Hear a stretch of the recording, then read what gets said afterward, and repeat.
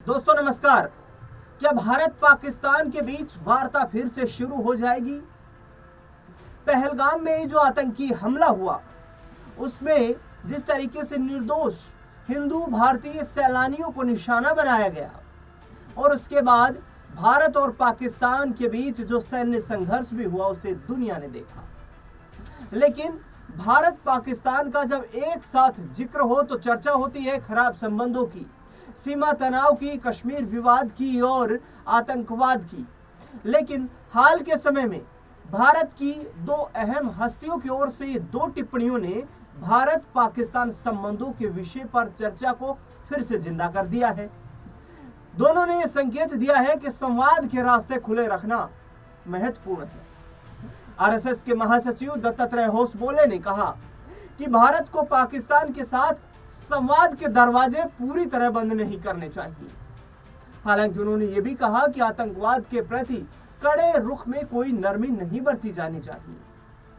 होसबोले के बयान के बाद भारतीय सेना के पूर्व प्रमुख रहे जनरल मनोज नरवणे ने भी संपर्क बनाए रखने के विचार का समर्थन किया।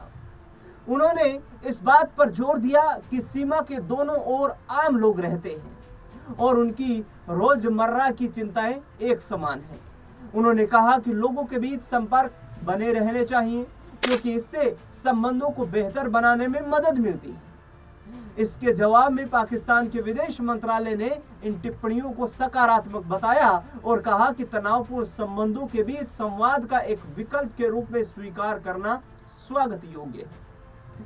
पाकिस्तान के विदेश मंत्रालय का एक बड़ा बयान सामने आया है इस टिप्पणी पर। पाकिस्तान के विदेश मंत्रालय के प्रवक्ता ताहिर आंद्राबी ने कहा, हमें उम्मीद है कि भारत में इस समझदारी की आवाज मजबूत होगी। पिछले कई महीनों से बल्कि वर्षों से जो युद्ध भड़काने वाली बयानबाजी और आक्रामकता देखने को मिल रही है वह खत्म होगी और इस तरह की और आवाजों के लिए रास्ता साफ करेगी। बेशक अब यह देखना है कि भारत में इन बातों पर कोई आधिकारिक प्रतिक्रिया आती है या नहीं। उन्होंने यह भी कहा कि पाकिस्तान बैक चैनल संपर्कों को लेकर किसी भी अटकल पर टिप्पणी नहीं करेगा। उन्होंने कहा, अनौपचारिक बातचीत या बैक चैनल के बारे में मुझे कोई जानकारी नहीं है और मैं इस पर टिप्पणी नहीं करना चाहता। अगर मुझे इस पर टिप्पणी करनी होती तो फिर कोई बैक चैनल नहीं रहेगा। बैक चैनल या अनौपचारिक बातचीत नाम अपने आप में स्पष्ट है।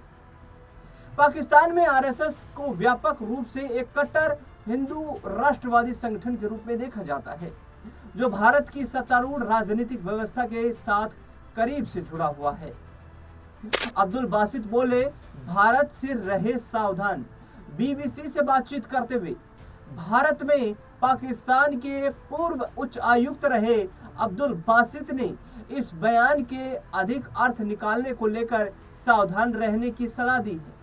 उन्होंने कहा, पाकिस्तान को इससे बहुत उत्साहित नहीं होना चाहिए। उन्होंने कहा, जहां तक भारत के साथ संबंधों को सामान्य करने का सवाल है, यह याद रखना जरूरी है कि भारत जम्मू कश्मीर पर अब भी अडिग है। मैं इस विवाद को हमेशा के लिए सुलझाने के लिए भारत की ओर से कोई प्रतिबद्धता नहीं देखता।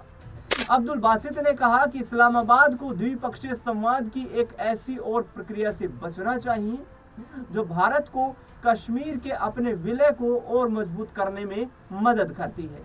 उनके अनुसार दोनों देश बैक चैनल कूटनीति के जरिए बातचीत कर सकते हैं, लेकिन कश्मीर और आतंकवाद पर चर्चा केंद्र में बनी रहनी चाहिए। वे ये तर्क भी देते हैं कि आरएसएस का ये बयान अपनी वैश्विक छवि को चमकाने के लिए पहले से सोचा समझा लगता है और इसका उद्देश्य ऐसे समय में पाकिस्तान की प्रतिक्रिया को परखना भी हो सकता है जब उनके मुताबिक भारत पाकिस्तान और अमेरिका के बढ़ते आपसी तालमेल से असहज महसूस कर रहा है। ट्रंप की चीन यात्रा पाकिस्तान के लिए फायदा, ये बासित ने कहा है। पाकिस्तान और अमेरिका के बीच हाल में संबंधों में आई गर्मजोशी के संकेतों के साथ साथ अमेरिका चीन संबंधों का जिक्र करते हुए अब्दुल बासित कहते हैं, चीन अमेरिका शिखर बैठक भी एक तरह से भारत की तुलना में पाकिस्तान के लिए ज्यादा फायदेमंद है। कोड भी खतरे में पड़ सकता है। ध्यान देने योग्य है कि कोड में भारत, अमेरिका, जापान और ऑस्ट्रेलिया का एक समूह है जिसे आमतौर पर चीन के बढ़ते क्षेत्रीय प्रभाव का मुकाबला करने के प्रयासों के हिस्से के रूप में देखा जाता है। इस विषय पर पाकिस्तान के पूर्व वित्त मंत्री का भी बड़ा बयान सामने आया है। पाकिस्तान में आरएसएस की छवि को देखते हुए कई लोग इसे अप्रत्याशित बताते हैं। कई राजनेता और पत्रकारों ने सोशल मीडिया पर अपनी प्रतिक्रियाएं साझा की हैं। पूर्व वित्त मंत्री असद उमर ने इन टिप्पणियों को एक महत्वपूर्ण घटना बताते हुए लिखा, भारत के महत्वपूर्ण लोगों की ओर से पाकिस्तान के साथ फिर से जुड़ने की बात करते देखना अच्छा लगता है। होश बोले और पूर्व भारतीय सेना प्रमुख जनरल मनोज नरवणे दोनों की टिप्पणियों का जिक्र करते हुए उन्होंने कहा कि दक्षिण एशिया में रहने वाले करीब 2 अरब लोगों के हितों के लिए पाकिस्तान और भारत के बीच मतभेदों का समाधान होना बेहद जरूरी है। पाकिस्तान के पूर्व सूचना मंत्री फवाद चौधरी ने इस बयान का रुख स्वागत योग्य बदलाव बताया और कहा कि बातचीत की शुरुआत भी दोनों देशों की आर्थिक संभावनाओं को बदल सकती है। उन्होंने यह भी कहा कि अगर संबंध सुधरते हैं तो हिंदू और मुस्लिम दोनों तरह की अतिवादी कमजोर पड़ जाएंगे। बता दें आपको कि 2019 के बाद ज्यादा बिगड़े हैं भारत और पाकिस्तान के संबंध। यह प्रतिक्रिया पाकिस्तान में आरएसएस के प्रति लंबे समय से बनी उस धारणा को दर्शाती है जिसमें उसे एक वैचारिक प्रेरक के रूप में देखा जाता है जो आक्रामक हिंदू राष्ट्र को आगे बढ़ाता है और जिसे अक्सर भारत पाकिस्तान संबंधों, खासकर जम्मू कश्मीर जैसे विवादित मुद्दे पर कठोर रुख से जोड़ा जाता है। यह ध्यान देने योग्य है कि भारत और पाकिस्तान के बीच संबंध कभी पूरी तरह सामान्य नहीं हुए, बल्कि 2019 के बाद से लगातार बिगड़ते चले गए। फरवरी 2019 में भारत द्वारा पाकिस्तान में किए गए हवाई हमलों के बाद उसी साल अनुच्छेद 370 को कश्मीर से निरस्त करने और जम्मू कश्मीर का पुनर्गठन कर उसे केंद्र शासित क्षेत्र बनाने के बाद दोनों देशों के संबंध लगातार तनाव में बने रहे। अप्रैल 2025 में पहलगाम में हुए हमले के बाद संबंध और ज्यादा खराब हो गए, जिसके बाद मई 2025 में दोनों देशों के बीच 4 दिनों का सैन्य टकराव हुआ। तब से औपचारिक कूटनीति बेहद सीमित रही है, सीमाएं बंद हैं, क्रिकेट संबंध निलंबित हैं, व्यापार रुका हुआ है और सिंधु जल संधि पर भी दबाव बना हुआ है। पाकिस्तान कहता है युद्ध विकल्प नहीं है।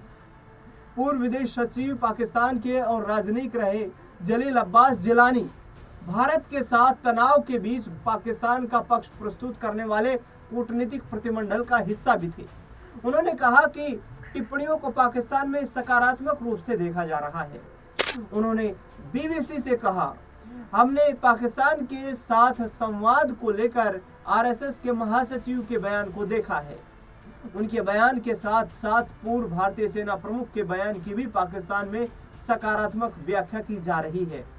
पाकिस्तान लगातार कहता रहा है कि 2 परमाणु शक्ति संपन्न पड़ोसियों के लिए युद्ध कोई विकल्प नहीं है और इसके क्षेत्र के लिए विनाशकारी परिणाम हो सकते हैं। पाकिस्तान और भारत को अपने विवादों का समाधान शांतिपूर्ण संवाद के जरिए करना चाहिए। हमें उम्मीद है कि दत्तात्रेय होसबोले की टिप्पणी के बाद भारत सरकार जम्मू कश्मीर सहित अन्य मुद्दों पर शांतिपूर्ण समाधान की दिशा में आगे बढ़ेगी। अब देखना दिलचस्प होगा कि आखिरकार सरकार की ओर से इस विषय पर क्या कुछ प्रतिक्रिया देखने को मिलती है। आपकी क्या राय प्रतिक्रिया है कमेंट बॉक्स में बताना बिल्कुल ना भूलें। इस खास रिपोर्ट में फिलहाल के लिए इतना ही। देश दुनिया से जुड़ी तमाम बड़ी खबरों के लिए लगातार बने रहे आप हमारे साथ। धन्यवाद।